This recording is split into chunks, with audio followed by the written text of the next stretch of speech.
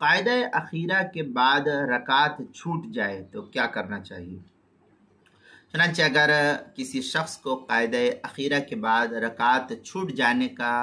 غالب گمان ہو، ظن غالب ہو،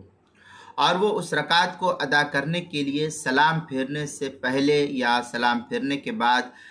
فوراً کھڑا ہو جائے، اور پھر اس کو یاد آئے کہ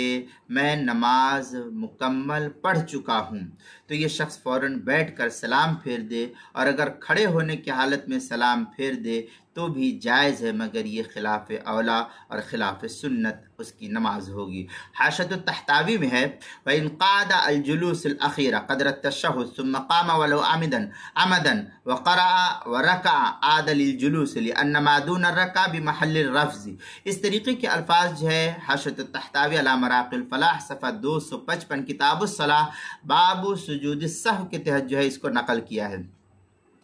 در مختار شامیہ میں ہے وَإِنْ قَعَدَ فِي الرَّابِعَةِ مثلا قدر التشہد ثم قام عاد وسلم ولو سلم قائما صح۔ یہ در مختار شامیہ کی عبارت ہے، جلد نمبر 2 صفحہ نمبر 553 کتاب الصلاح باب سجود السہوی، البحر الرائق جلد نمبر 2 صفحہ نمبر 184 کتاب الصلاح باب سجود السہو کے تحت جو ہے اس کو نقل کیا ہے۔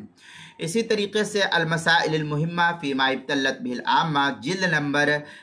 1 صفحہ نمبر 73 باب سجود السہوی، عنوان ہے قاعدہ اخیرہ کے بعد رکعت چھوٹ جائے، مسئلہ نمبر 67 کے تحت جو ہے اس کو نقل کیا گیا ہے۔